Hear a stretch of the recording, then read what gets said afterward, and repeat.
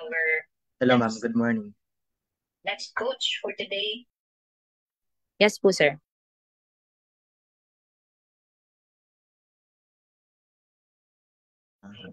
Hello ma'am, good morning. Share screen muna ako.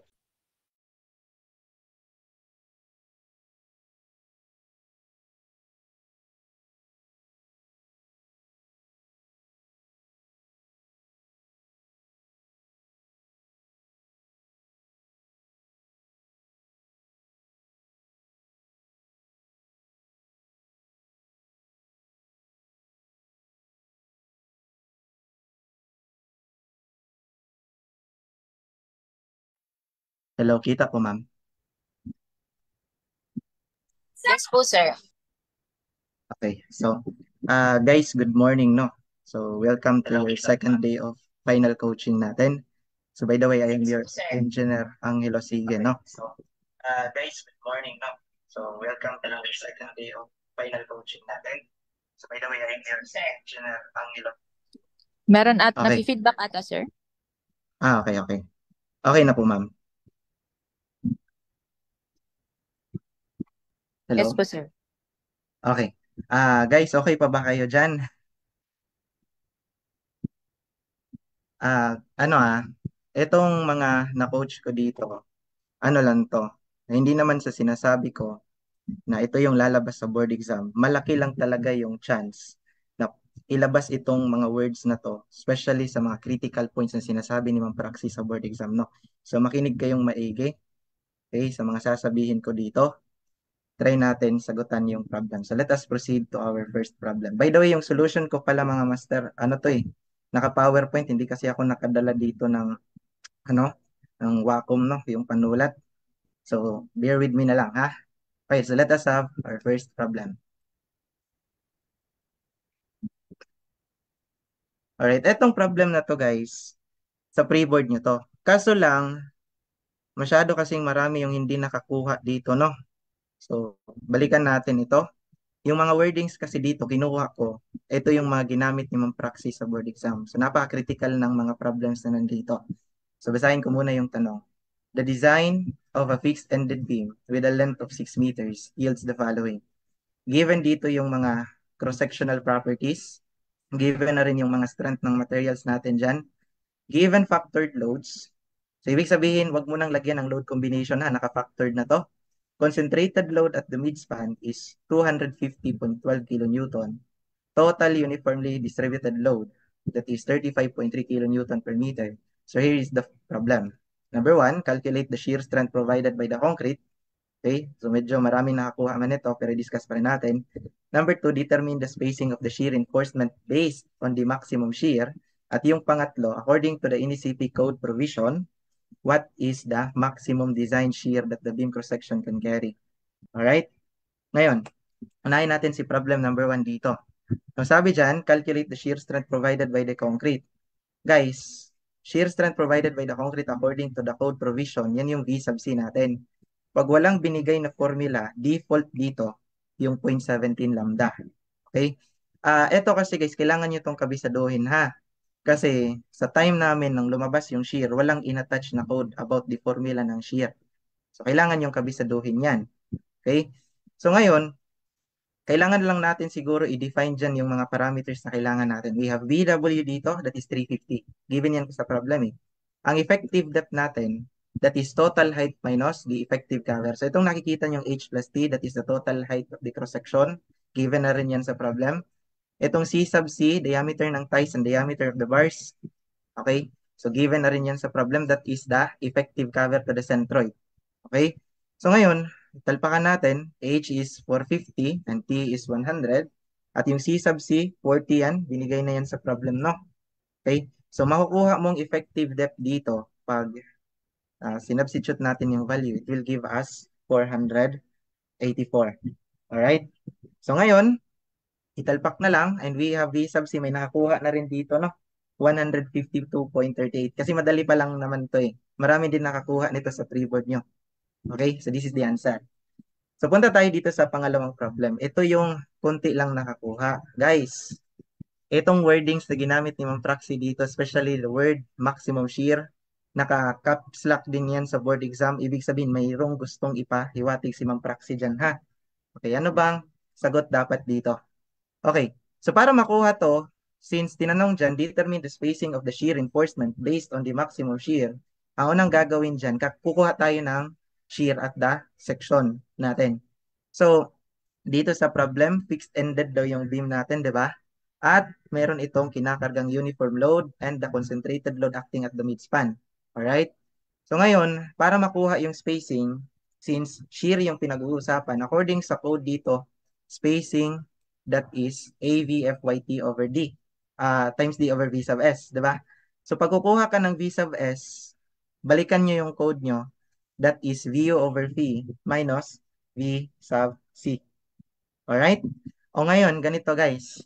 Ang pagkuha ng VU dyan, kailangan mo kasi yan kunin doon sa shear diagram natin. Okay? So gawa tayo shear diagram, no? And nakasanayan natin dito mga master, yung pagkuha ng VU that is at D distance from the face of the support. Tama? Alam nyo ba, pwede natin kunin yung VU dito sa face ng support mismo. Permitted yan ng code, hindi yan bawal. Okay lang. Kaso lang, pag nasa face ng support, masyadong conservative yung ating madidesign dito na spacing. Ibig sabihin nun, masyadong safe at napapamahal ka dito sa gastos. Alright? Pero dapat alam nyo paano gamitin yung face ng support mga master ha. Tandaan nyo tong mga wordings na to. Pag sinabi ni Ma'am Praxi na based on maximum shear, ang gagamitin mo dyan, face ng support. Pero pag sinabi sa problem, based on the critical shear, ang ibig sabihin nun, nandun yan sa critical section. And usually, nag-o-occur yung critical section, D distance from the face of the support. Alright? Pero guys, sinabi kasi sa problem, maximum shear daw tayo eh. So, ibig sabihin, dapat gamitin natin itong based on maximum shear, face of the support dapat ha. So, mag-ingat kayo dyan. Kasi magkakaroon ng konting difference pag nandun ka sa D distance. Alright, yun yung nangyari sa previous na board exam, no? Nasa choices din kasi yung based on critical shear, no? D distance. Pero yung gusto ni Ma'am Praxi dito, maximum shear dapat. Alright? So, ibig sabihin, pag nasa face ka ng support, madali lang yan kunin eh. Kunin mo lang resultant ng load dito. Alright? So, paghahatian lang yan ng dalawang support, no? Kasi nasa gitna man yung ating resultant dyan. Okay. So, that's why may mga divide by 2 dito yung ating forces. So, pag tinalpakan natin yan, V sub yun na makukuha mo, it will give us 230.96. Siguro guys, tulungan niyo lang ako, no? Mag-calculate din kayo dyan. Alright. Etong V sub view natin, italpak natin yan sa ating V sub S. Kasi yan yung kailangan ko para makuha yung spacing dito, mga master, no? Alright. So, VU, andyan na. V sub C kulang pa, pero recall kanina yung V sub C na nakuha natin, that is 152.38, di ba? So, pag tinalpak natin yan sa V sub S, it will give us 155.57. Alright? So, italpak natin yan dito sa ating equation na S. Ito. Right? So, ang lalabas dyan, AV natin guys, dalawa yung 12 ha. Okay? So, 2 times pi over 4 times 12 squared dapat. Yung FYT natin para sa transverse reinforcement, that is yung FYV 275. At yung effective depth, 484. Kanina. Alright? So, V sub S, nakuha natin, 155, gawin lang Newton. No? So, it will give us 193. So, I hope nakuha nyo to sa pre-board nyo ha. Tandaan guys, yung wordings na maximum shear, naka-caps lock yan doon sa board exam. So, mayroon talagang gustong sabihin si Ma'am Praxi dito. Okay, so mag-ingat. Baka matrap kayo dyan. Hindi yan sa D distance. Nandun yan sa face ng support. So, yun lang naman. Ayaw kong may matrap dito ulit, no? Kagaya ng previous na batch. Itong tanong na to, actually, ang pinanggalingan yan sa board exam namin. May 2022. Hindi rin binigay ni Ma'am Praxi yung code dito about the problem sa number 3. Basahin ko muna. According to NSCP code provision, what is the maximum design shear that the beam cross-section can carry? Ibig sabihin nun, anong pinakamataas na shear na pwede lang kargahin nitong cross-section na to? Siguro dapat alam nyo anong code gagamitin dyan. According sa code provision ng NECP 2015, cross-sectional dimension shall be selected to satisfy the equation 422.1.5.1.2. So dapat, yung shear na nag-act sa cross-section, hindi lalampas dito. Yung less than or equal to PVC plus 0.67 square root of FC prime BW times D. Guys, alam nyo ba? Sa time namin, hindi yan binigay ang code na yan. You have to memorize that. Tandaan nyo, ang palatandaan nyo dyan, yung word na maximum design shear that the beam cross-section can carry. Ilan yung pinakamataas na kaya niyang kargahin. Alright? So gagamitin natin to. VU, hindi pwedeng lumampas sa PVC plus 0.67 square root of FC prime. Alright? Ngayon, recall, BW at saka D, we have 484 si D, and BW is 350. Given yan. Ang V sub C natin kanina, that is 152.38, diba? Alright. So pag italpak natin yan, ang makukuha mong V sub U is 564,706 newtons. Ano ibig sabihin nito? Pwedeng mag-equal yung VU dito or pwedeng mas maliit. Basta hindi pwedeng lalampas. So since tinanong dito maximum design, so pag maximum yung kukunin mo, isagad mo yan. Dapat yung V sub U natin, 564.72. Yun lang ang pinakamataas na pwedeng kargahin ng cross-section.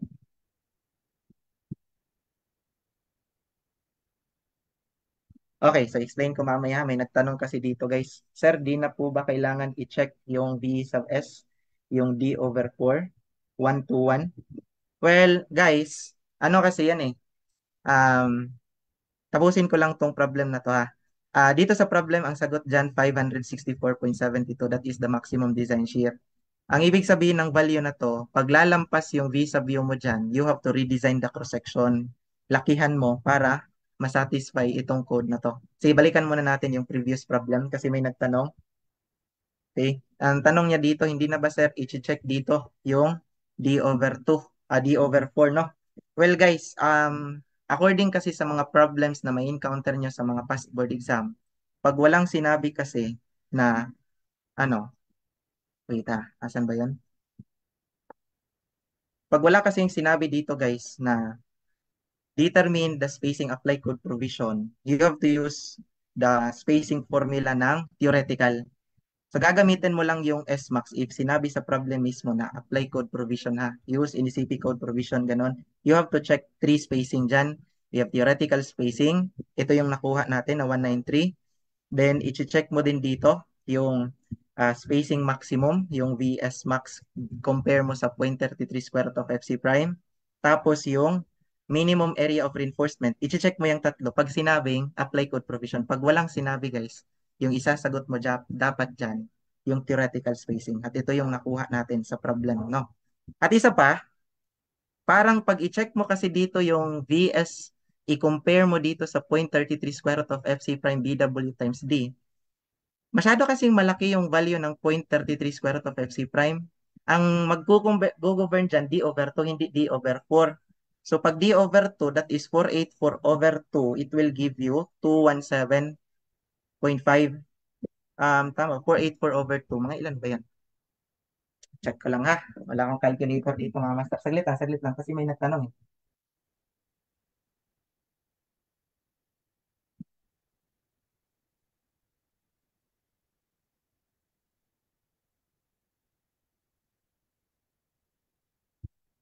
Okay. 242 nga. Hindi siya 121 ha.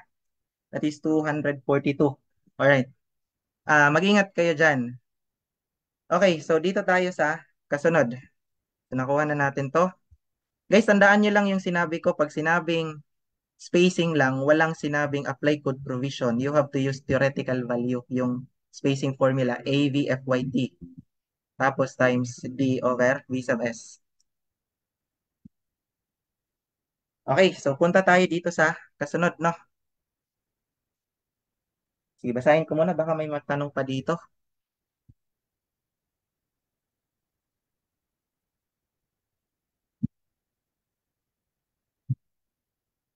Okay, sige, punta tayo dito sa kasunod na problem. Ito, alam nyo ba guys, yung torsion na topic, lumabas yan bago lang, 2022. Time namin ito. So, dapat alam nyo anong mga codes na gagamitin ha. Basahin ko muna. May mga critical din na words na sinasabi si Ma'am Praxi dito. Alam nyo, dapat alam nyo dito kung ano yung formula na gagamitin. So basahin ko muna. A girder is subjected to a torsional moment in addition to flexural moment and shear from the heavy load at the cantilever frames. Now, from the analysis, the following factor design forces results to M sub U is 440 kilonewton meters, VU is equal to 280 kilonewton, T sub U is 90 kilonewton meters, width of the beam that is 400 millimeters, the total depth of the beam is 500 millimeters, FC prime is 20.7, and FYV that is 275, FYL that is 415, ties are 12 millimeters in diameter. Concrete cover to the centroid of tension steel is 65 and the allowable concrete shear stress is 0.76. Assume 40 millimeters cover to the ties. So, sagutan natin si problem number 1. Actually, namali ako sa figure na to, no? Cantilever daw, so dapat yung AS natin nandun sa taas. Sa board exam kasi na to, time namin, hindi binigay yung figure. Kayo yung gagawa. Alright. Number 1, determine the spacing of the shear reinforcement due to shear V sub U. So, ang code na gagamitin mo dito, dapat yung code lang ng shear. Wala naman kasing sinabi na isali yung torsion eh. Ang sabi ng problem, due to shear V sub U lang. So, wala na naman sinabi apply code provision, guys. Ibig sabihin, theoretical spacing, yung dapat isagot mo dito.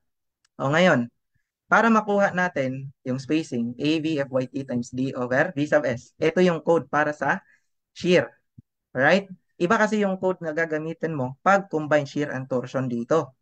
So, balikan natin yung pagkuha ng VS, that is VU over P minus V sub C, di ba?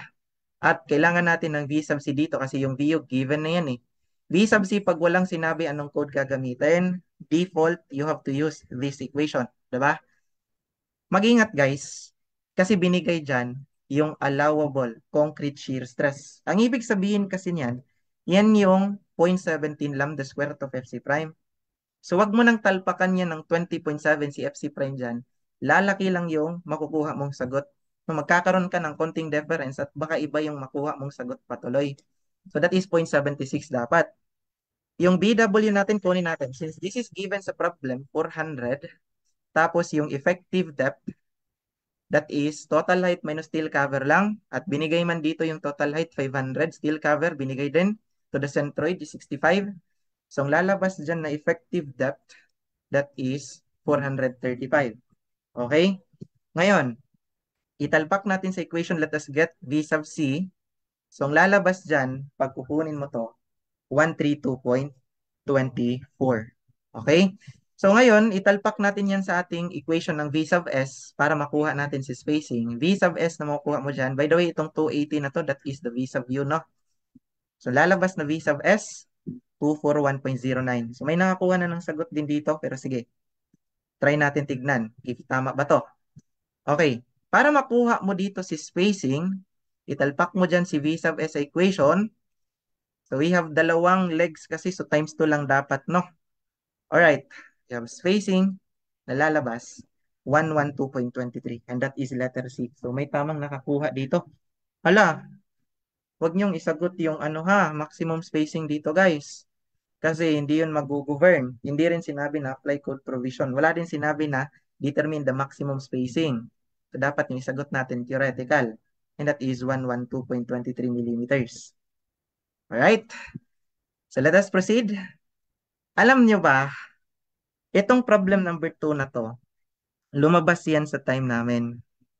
Ito yung tinanong din. Sa problem number 2, determine the actual shear stress due to combined shear and torsion. Tapos nagbigay ng code si Ma'am Praxi, 4 lang. Ito lang yung binigay niya. No, adequacy of the section, area of stirrups required for shear and torsion, area of longitudinal steel required for torsion, tapos spacing for torsion in reinforcement. So baka hindi nyo alam no, sir, ano bang gagamitin dito? Pag sinabi niyang actual shear stress due to combined shear and torsion, baka hindi nyo makita yung code dyan.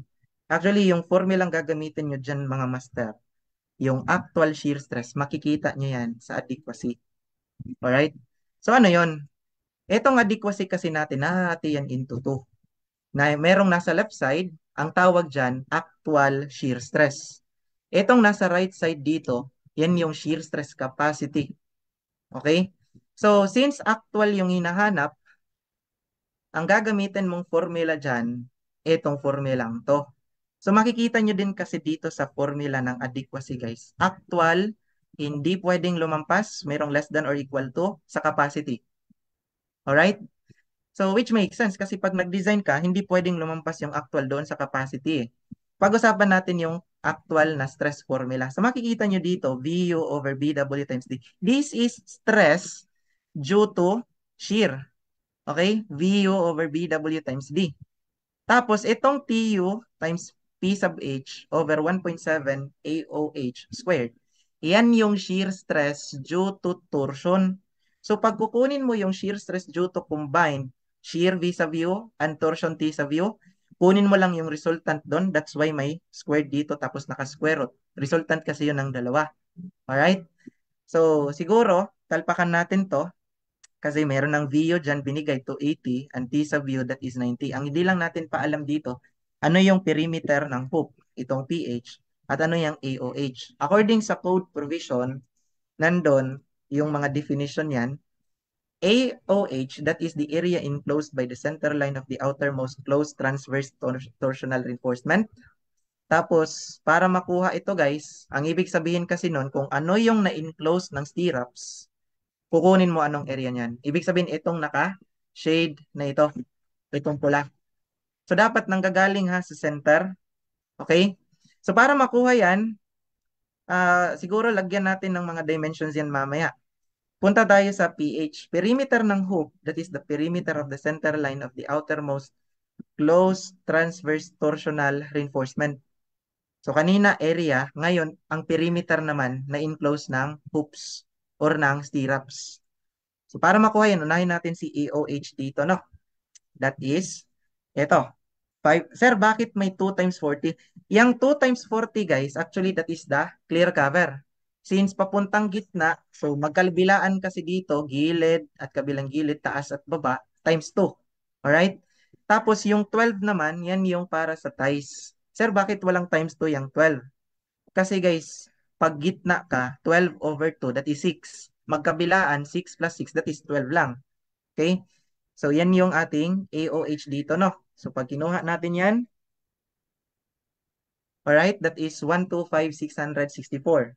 So, dito naman sa perimeter ng hoop, pag meron ka ng sides dito, 500 minus 2 times 40, yan yung length times width. Ang width natin, 400 minus 2 times 40 minus 12.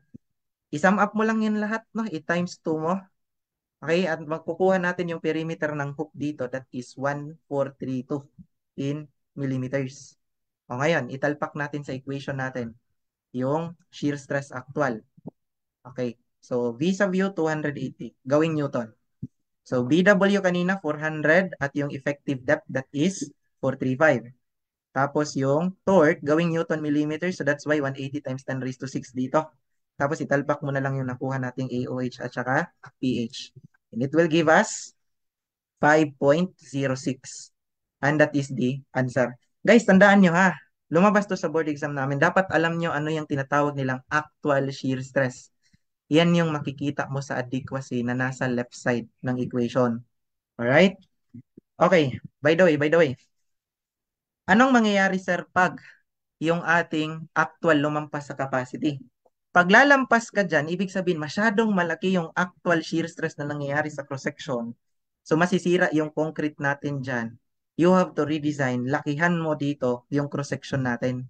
So notice, itong V sub C plus 0.66, this is related to the first, yung ating previous problem kanina, maximum. Kasi ito yung pinakamalaki dapat eh. So 0.66 nga lang dito kasi lumang code pa kasi yung torsion, hindi kasi na-update, 2001 pa ata ito. Sa 2015, 0.66 pa rin yung ginamit. Yung shear lang yung binago, no? Ginawang 0.67. Alright?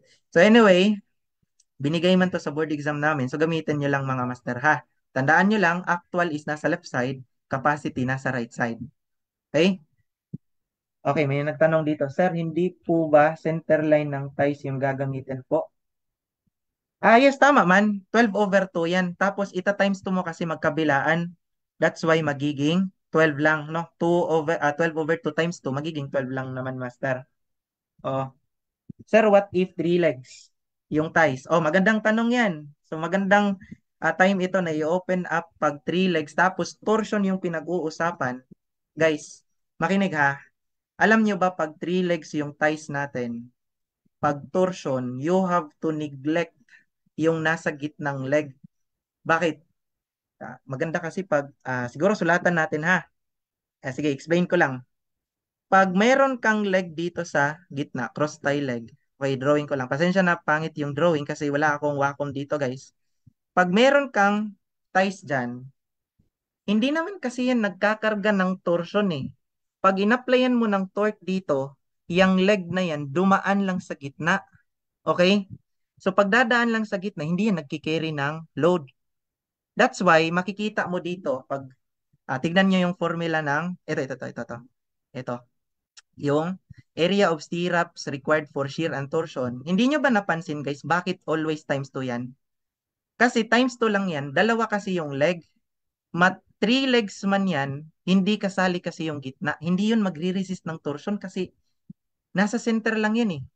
Pag ikat mo kasi yung member, lalabas dito yung force, okay, ng legs. Tapos, pag pinalabas mo yung legs dito sa gitna, idadaan lang yun sa center eh, which is doon nag-act yung torsion. So wala talagang silbi yung nasa gitnang leg dyan. Three legs man yan, pag torsion yung pinag-uusapan, always kang gumagamit ng two legs lang, kahit meron pa yung legs sa gitna. You have to neglect, ha? Huwag mong isali. Hindi yan nagkikerry ng load pagdating sa torsion. Okay? So magandang tanong yan, brother, ha? Okay, so ito yung sagot natin sa problem na to. Punta tayo sa pangatlo. Yes, 90 yung T sa view natin. Alright, punta tayo dito sa kasunod. Sir, kailan po ba applicable yung point? Okay. Yung 0.85 AOH, para yan dun sa ano, master, yung pagkuha ng 80 over S. Hindi ko kasi na-attach dito. Yun ay A sub O. Iba yung AOH sa A sub O, ha? Ang A sub O natin that is taken as 0.85 of AOH. Yan yung core ng ating part dito. Yan, that is 0.85 of AOH. Gagamitin mo yan pag nag-solve ka ng AT over S. Right? Si dito kasi AOH yung ginamit, that is area enclosed by the stirrup. So dapat alam nyo anong pinagkaiba ng AOH at saka A sub O. So ano pa? May tanong pa? Sir, bakit po hindi 180. Hala, guys, natay po kayo. Sorry. Oh, tama. Hindi yan 180 ha. Hindi ko kasi na-edit ito. Sa time kasi namin 90. Hindi yan 180. Sige. Baguhin ko lang. Saglit lang.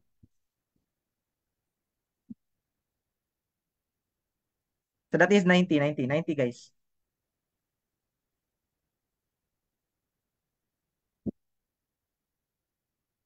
Wait lang. Baguhin ko lang saglit. Baka kasi may, ano. Tama. No? Buti nakita nyo. That is 90 lang. Hindi ito 180. So pag 90, ang lalabas na sagot dyan, yung 5.06.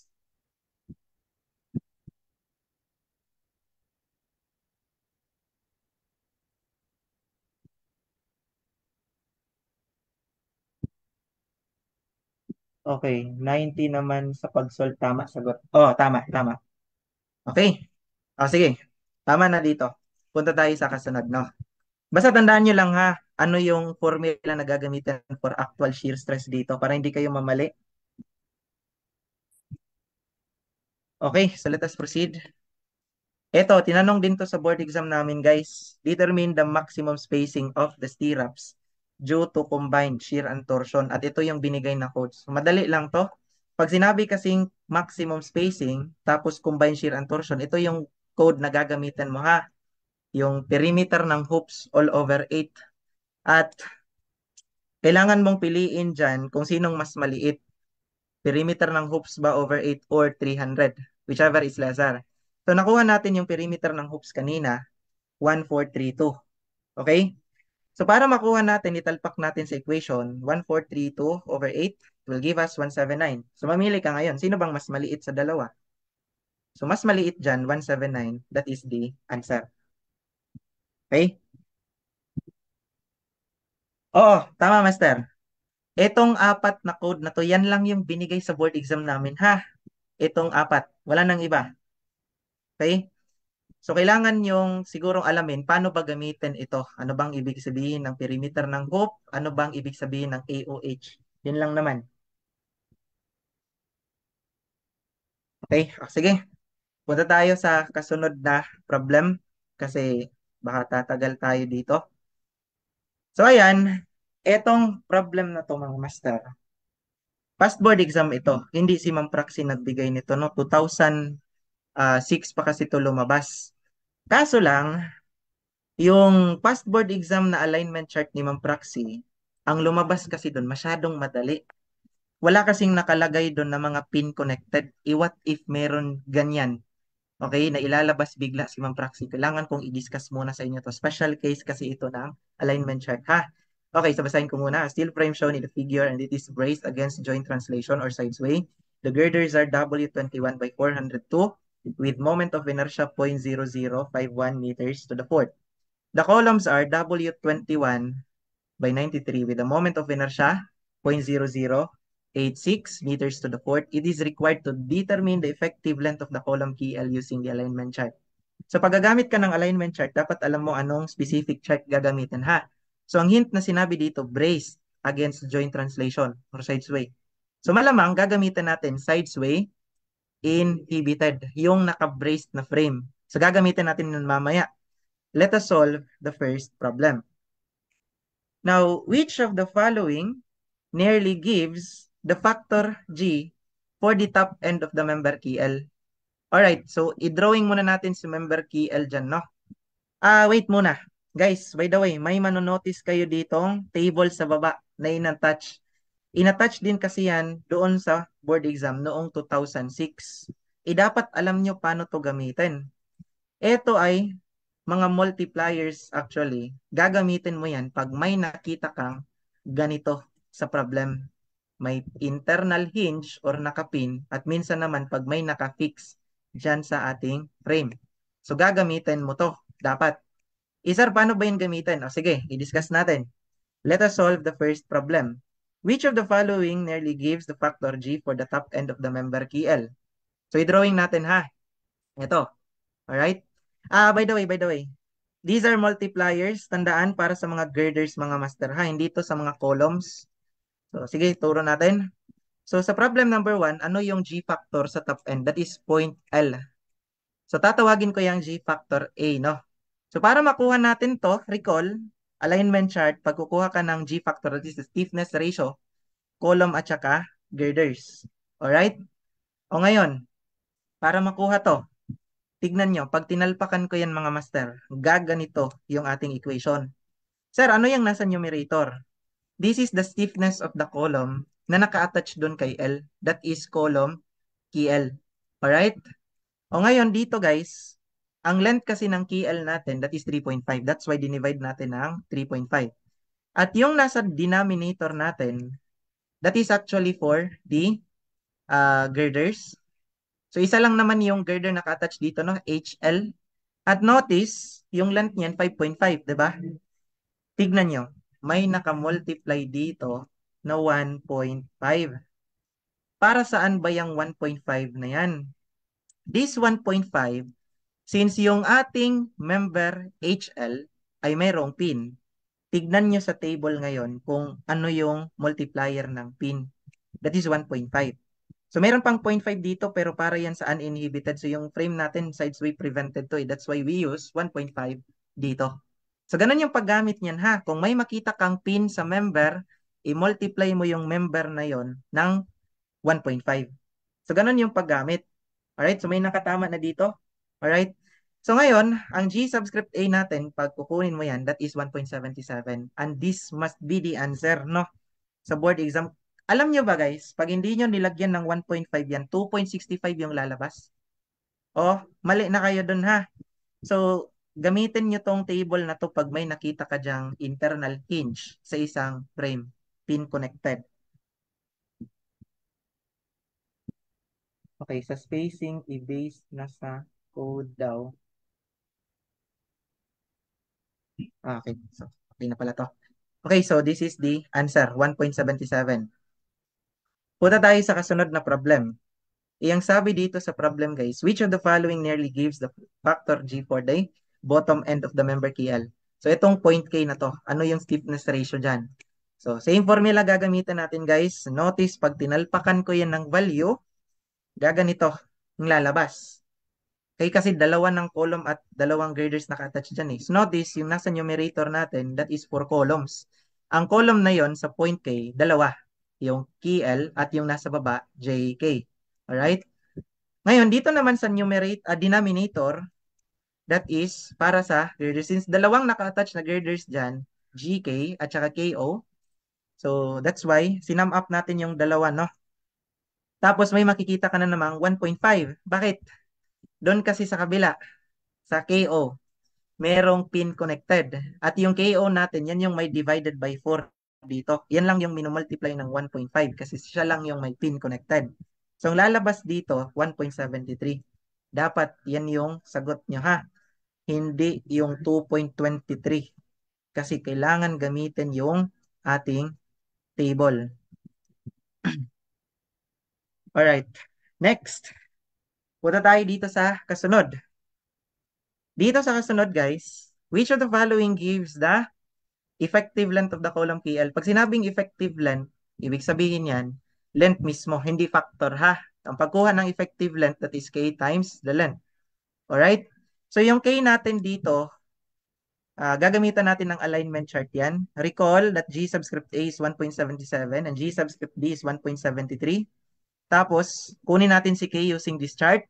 I-plot mo yan. So, pag titignan natin dito guys, that is approximately in between 0.8 and 0.9, no? So, by approximation, ang K dyan, 0.84. So, gamitin natin yan. This is 0.84. Tapos, italpak natin sa equation dito. Effective length must be 0.84 times 3.5 and it will give us 2.94 meters. Dapat yan yung isagot natin. Huwag kayong mamali dito guys. Pag may binigay si Ma'am Praxi na table dito, kailangan nyo yung gamitin.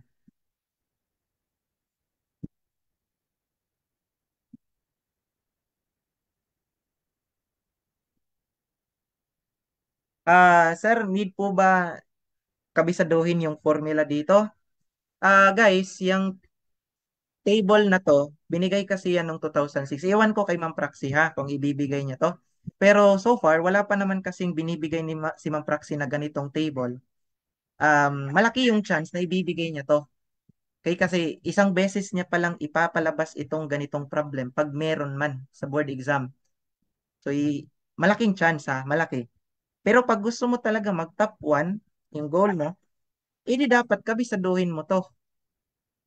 Nakadepende lang naman yan kung gaano kalaki yung pangarap eh. Kung gusto mo lang mag-top 2, huwag mo yan kabisaduhin. Pero, guys, kayo na bahala dito. Magkakabisaduhin niyo ba yan or hindi? Okay, so ang sabi po sa amin sa refresher, pag given lang daw yung table, saka lang gamitin. Pag hindi, as is pag po. Hmm, ano kasi yan eh, parang hindi ko masabi na may point din naman pag hindi binigay, pwedeng hindi gamitin. Kaso lang guys, nung dinerive kasi itong alignment chart na to, yung assumption kasi dapat pareho ng ikot eh. Yung bawat dulo. Na halimbawa dito, dapat pareho ng ikot. Yung, ano ba yan, nawala. Sige lang ha, kasi may nagtanong. Please bear with me na lang muna mga master ha. Okay, dapat kasi pareho ng rotation itong bawat dulo ng ating beam. Sensya na yan, pangit ng na-drawing ko dito. So, hindi kasi magiging pareho ng ikot yan pag merong pin connected. So, free to rotate kasi yan dito, rigidly attached. Maliit yung ikot sa L, malaki yung magiging ikot dito sa H. So, pag hindi pareho ng ikot kasi, according sa code na nabasa ko dito, dapat gamitan ng table. Siguro, ganito na lang. I-check nyo na lang sa board exam, no? Pag una, tignan nyo, walang ganito sa, ano, sa board exam. Then, pwede ko kayong i-allow na isagot na wag nyo yan gamitin. Okay? So, pag binigay ito, you have to use. Dapat alam nyo lang paano ito gamitin, ha? Alright? So, ganun lang gawin nyo sa board exam. Alright, so next, let us proceed. Ito, past board exam. Okay, sa past board exam na to, guys, ang iba nahihirapan dito kung paano yung deformation. Sige, i-discuss natin. Posible kasing lumabas ito ulit. No, lumabas ito 2014. Kay Ma'am Praxi pa rin yan. Basahin ko muna. The antenna tower is attached to its foundation by a ball and socket joint. It is supported in its upright position by four high-strength steel wires. Namely, we have AB, AC, and AD, and AE. Now, the height of the tower is 20 meters, diameter of the tower is 150 millimeters, diameter of the wire 6.5, seal modulus of elasticity is 200, okay, gigapascal. Ngayon, solve natin si problem number 1. Okay, sa problem number 1, find the stress in megapascal of the wire AD if the pulling force is 5 kilonewton, acts along the x-axis at the tip of the tower. Okay guys, dapat na-imagine nyo dito anong mangyayari kasi pag walang mazizero dyan na force, magiging indeterminate kasi ito. So, dapat na-imagine natin ha, paano mag-deform yung member para mayroon tayong magawang zero dyan sa mga cable. So, pag in-applyan natin ng force F dyan, ang mangyayari kasi sa system natin, syempre, magmo-move yan papuntang X direction. Gaganito siya, di ba? So, notice, itong cable AB na to, nagkaroon ng loose condition dyan. So, para siyang lumuwag, no? Or, para natin kinompress ngayon yung cable na yan. Eh guys, pag lumuwag yung cable, 'di ba? Ang force doon, zero. Hindi naman kasi magaling sa compression yung ating cable eh. Imagine may cable ka, i-compress mo.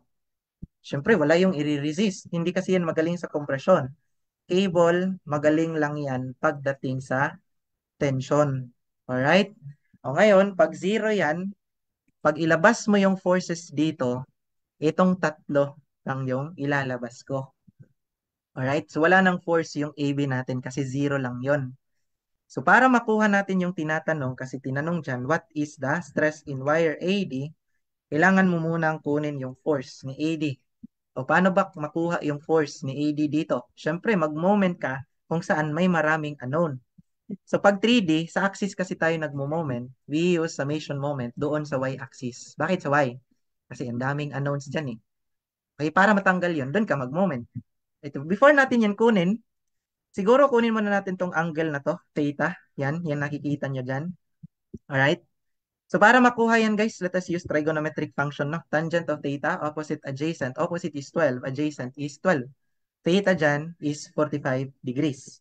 Yan yung ibibigay. Tama? Okay. Okay, ngayon, ganito mga master, let us use summation moment at y, no? Ang lalabas dyan na value, ito. So sir, saan nanggaling yung equation natin? Etong force AD sin theta, that is actually the vertical component ng AD natin. Tapos yung 12 naman na nakikita nyo, that is the moment arm. Okay? At yung force, that is 5 kilonewton. At yung 20 naman, moment arm niya yan from the y-axis. That is 12 plus 8, 20. So talpakan natin yung theta, that is 45. And it will give us force AD dito, 11.785 kilonewton. Pero hindi yan hinahanap ha. Tinatanong kasi dito, anong stress?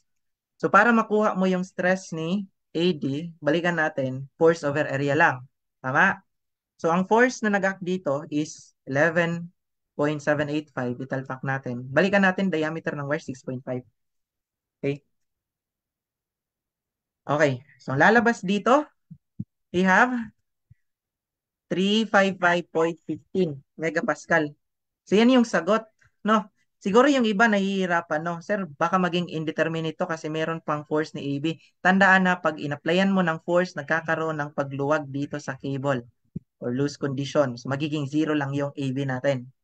So yun lang naman, baka kasi ulitin to. Alright, let us proceed. Next problem. Number 2.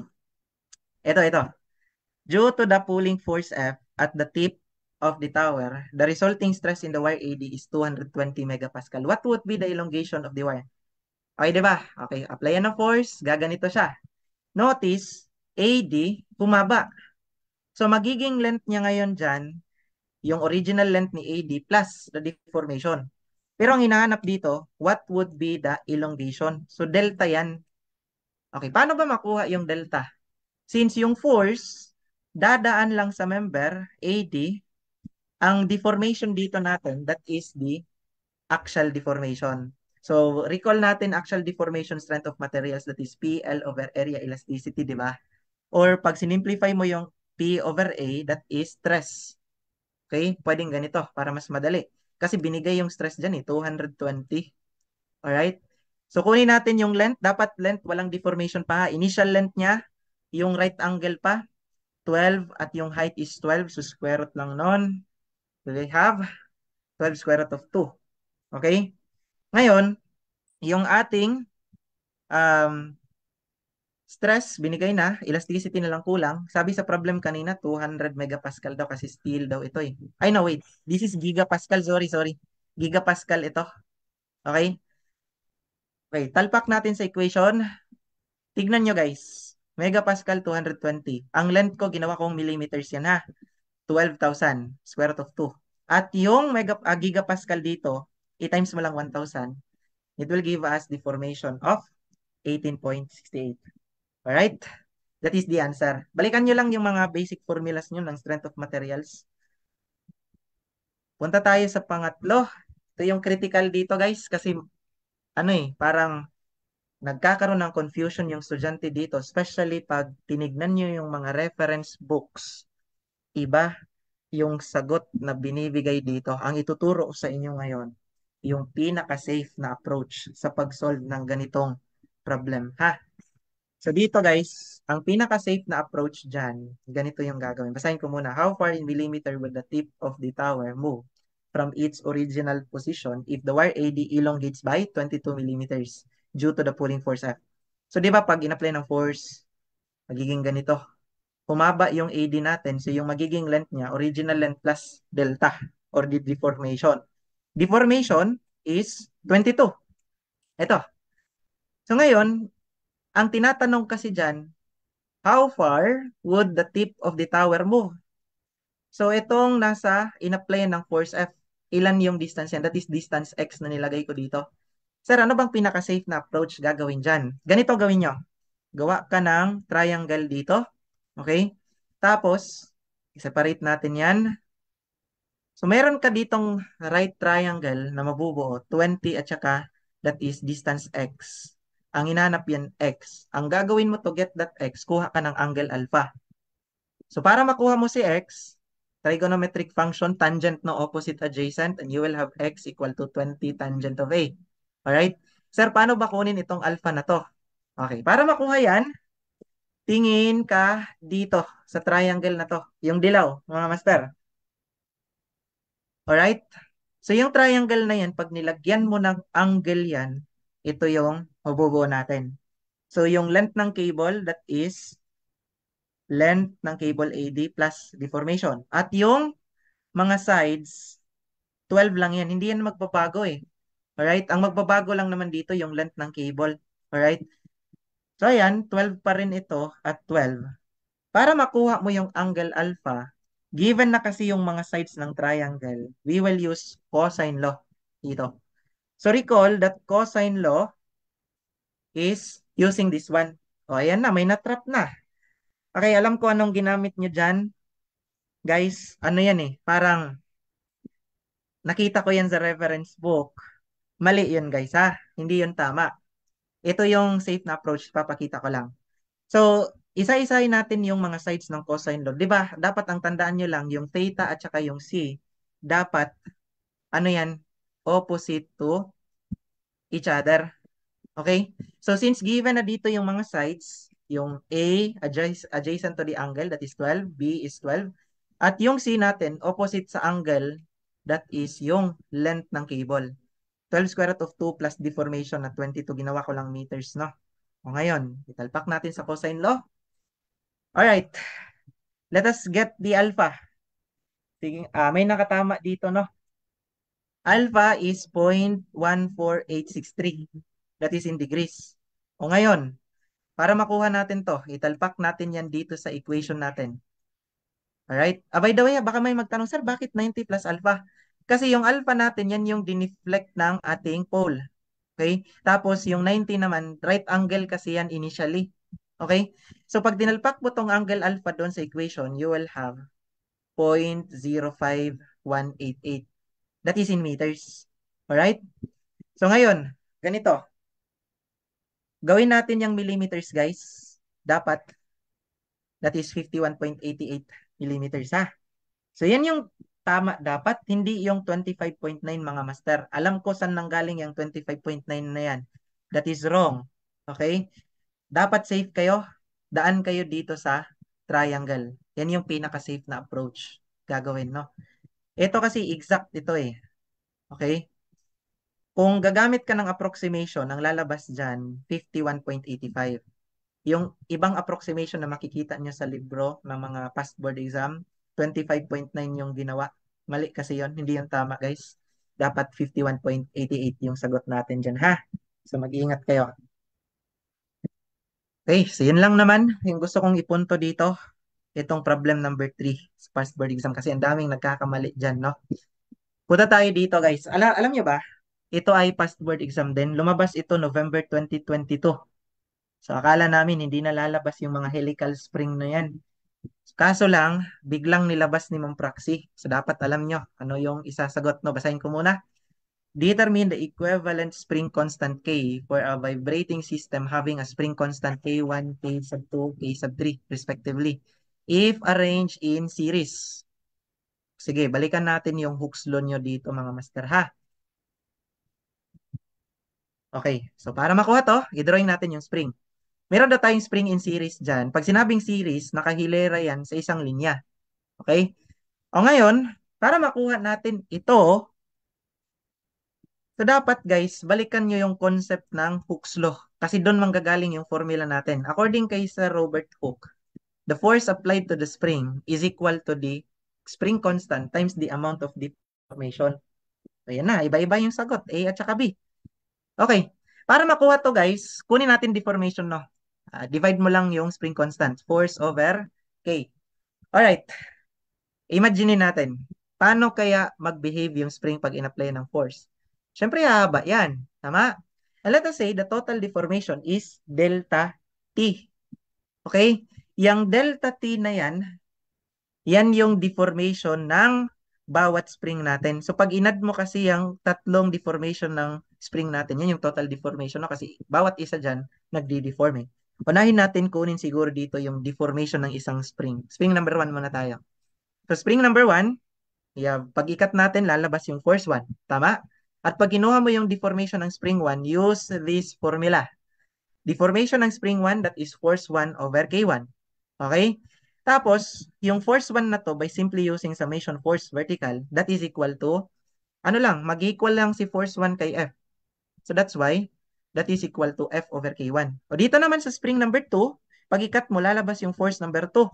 So ang deformation ng spring number 2, using the formula force over K, that is force 2 over K2. At since summation force vertical equal to 0, so yung ating force 2 mag-equal lang sa F. So ganon din sa spring number 3. Alright? So pag kinuha natin yung force, lalabas yung force number 3 dyan. Gamitin natin yung deformation formula. Okay? So ito yung lalabas. Ngayon, pag sinum up natin yung tatlo, yan yung total deformation, di ba? Guys, balikan natin yung problem. Equivalent value ng spring. Pag sinabing equivalent, parang itong tatlong to, papalitan mo ng isa. Tapos, pag yung isang spring na pinalit natin, dapat pag nag-deform yan, the same yung amount of deformation ng tatlong combined spring natin. Okay? Yan yung tinatawag nating equivalent spring, no? Parang pinalitan lang natin itong tatlo ng isang spring. Yan yung puti. O ngayon, pag kinuha mo yung deformation, that is F over K equivalent. Yan yung para sa puting spring na to. O italpak mo yan dito sa equation natin, guys. And it will give you this equation. Tama? Itong blue para sa deformation 1, itong green para yan sa deformation 2, at itong yellow, that is for deformation number 3. And notice, yung forces, dito kasi, pareho lang. Okay? Force 1, force 2, and force 3, yan yung equal sa F. Pwede nating i-cancel out yan, di ba? So, ang lalabas dyan, spring constant, dapat yung isagot nyo, letter A. Tandaan nyo yan pag series. Ito yung letter A natin ha. Reciprocal sum lang. Okay? Eh sir, what if nakaparallel naman? Okay, baka ito naman yung kasunod na itanong ni Ma'am Praxi. Alright? So, pag itanong ito guys, ano yung spring constant equivalent pag nakaparallel yung ating spring dito? So, ang gagawin natin, same pa rin. Hooke's law. Okay, applyan natin ng force. Magdi-deform yan, hahaba. Tapos, deformation total, delta T. Notice, the deformation total is, ayan na, letter B na to. Tapos na kasi yung letter A, no? Okay, tama. Letter B ito. Pero sige lang, tapusin lang natin, no? Total deformation is actually the deformation ng bawat spring natin. 1, 2, and 3. At dito, i-relate natin yung deformation kay force.